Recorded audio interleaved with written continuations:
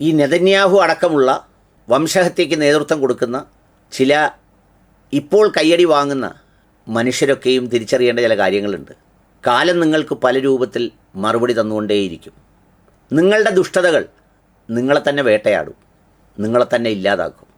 നാളെ മുന്നോട്ട് സഞ്ചരിക്കുമ്പോൾ ഹിറ്റ്ലറിനെക്കുറിച്ചും മുസോളിനിയെക്കുറിച്ചും ഒക്കെ പറയുന്നത് പോലെ ചരിത്രത്തിലെ ഏറ്റവും വലിയ നികൃഷ്ടനും നിന്ദ്യനും വംശഹത്യാവീരനുമായി രചിക്കപ്പെടുമ്പോൾ, ചരിത്രം വായിക്കപ്പെടുമ്പോൾ അന്ന് നിങ്ങൾക്ക് കൈയടിക്കാനും പിന്തുണയ്ക്കാനും ഒരാളും ഉണ്ടാവില്ല. പക്ഷേ ജൂതമതവിശ്വാസത്തിലും ക്രൈസ്തവ മതവിശ്വാസത്തിലും ഇസ്ലാം മതവിശ്വാസത്തിലുമൊക്കെ അടിസ്ഥാനപരമായ വിശ്വാസങ്ങളിലൊന്ന് പരലോകമുണ്ടെന്നും അവിടെ ആത്മാവുണ്ടെന്നുമാണ്. ആ ആത്മാവ് ഏറ്റവും നീചമായ രീതിയിൽ ചവിട്ടി അരയ്ക്കപ്പെടും. കാലം അങ്ങനെയാണ്. അതിന് ഒരുപക്ഷെ അത്രയും വരെ പോകണമെന്നില്ല. ഞാനിത് പറഞ്ഞത് കഴിഞ്ഞ ദിവസം UK സിറ്റി കൗൺസിൽ, UK-യിലാണ്.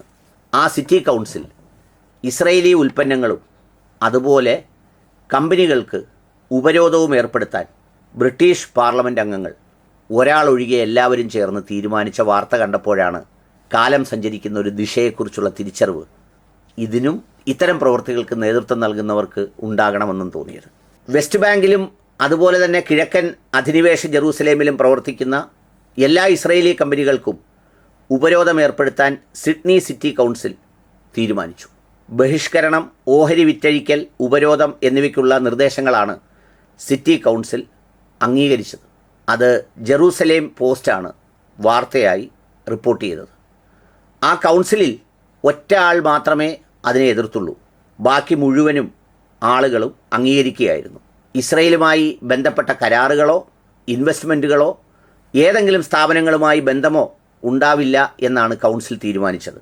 ഓസ്ട്രേലിയയിലെ BDS എന്ന് പറയുന്ന ഏജൻസിയും അതുപോലെ തന്നെ സിഡ്നി കൗൺസിലും ഒക്കെ അടങ്ങുന്നവർ ഈ തീരുമാനത്തെ അഭിനന്ദിക്കുകയും അംഗീകരിക്കുകയും ചെയ്തു.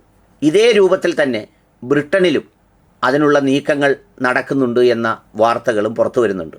ബ്രിട്ടീഷ് പാർലമെൻറ്റിലെ 60-ലധികം അംഗങ്ങളും അതോടൊപ്പം തന്നെ രാഷ്ട്രീയ നേതാക്കളും ബ്രിട്ടീഷ് വിദേശകാര്യമന്ത്രി ഡേവിഡ് ലാമിക്കും വ്യാപാരമന്ത്രി ജോനാഥൻ റെയ്നോൾഡിനും ഇതുപോലൊരു കത്തയച്ചു. ഈ പതിറ്റാണ്ടുകളായി നിലനിൽക്കുന്ന സംഘർഷം ഇത്ര ഹീനമായി വംശഹത്യയിലേക്ക് ബെഞ്ചമിൻ നെതന്യാഹുവിൻ്റെ സർക്കാർ നീങ്ങുമ്പോൾ അതിനെതിരെ നിലപാട് സ്വീകരിക്കാൻ UK കൗൺസിലും തയ്യാറാകണമെന്നും സിഡ്നി സിറ്റി കൗൺസിലിനെ പോലെ തന്നെ UK-യിലും ഇത്തരമൊരു വിലക്ക് കൊണ്ടുവരണമെന്നുമാണ് ആവശ്യപ്പെട്ടിരിക്കുന്നത്. ഞാൻ പറഞ്ഞത്, താൽക്കാലികമായി ചില കേന്ദ്രങ്ങൾ യുദ്ധ സാമഗ്രികൾ വിൽക്കുന്നതിനോ അത്തരം കാര്യങ്ങൾക്കോ ഒക്കെ വേണ്ടിയിട്ട് കൈയടിക്കും, പ്രോത്സാഹിപ്പിക്കും. പക്ഷേ കാലം മുന്നോട്ട് പോകും തോറും ചരിത്രത്തിലെ ഹിറ്റ്ലറിന് ശേഷമുള്ള, ഒരുപക്ഷെ ഹിറ്റ്ലറിനേക്കാൾ ഏറ്റവും വലിയ ക്രൂരനായി ബെഞ്ചമിൻ നെതന്യാഹുവിനെ വിലയിരുത്തുമെന്നുള്ള കാര്യത്തിൽ യാതൊരു തർക്കവുമില്ല.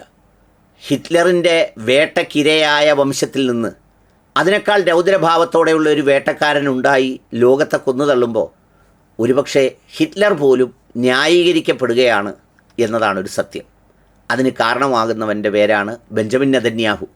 ഈ അടുത്ത സമയത്ത് അഴിമതി വിചാരണ വേളയിൽ എന്തോ സംസാരിക്കാൻ തുടങ്ങുമ്പോൾ കോടതി പറഞ്ഞല്ലോ, വാ പൂട്ടടാന്ന്. അത് ആ കോടതി മാത്രമല്ല, മനുഷ്യ സമൂഹം ആകെ പറയും. നികൃഷ്ട ജീവിയായി ഈ പറയുന്നത് പോലെ ഈ പേര് പറയുന്ന കാലത്തോളം ആവർത്തിക്കപ്പെട്ട് പറഞ്ഞുകൊണ്ടേയിരിക്കും.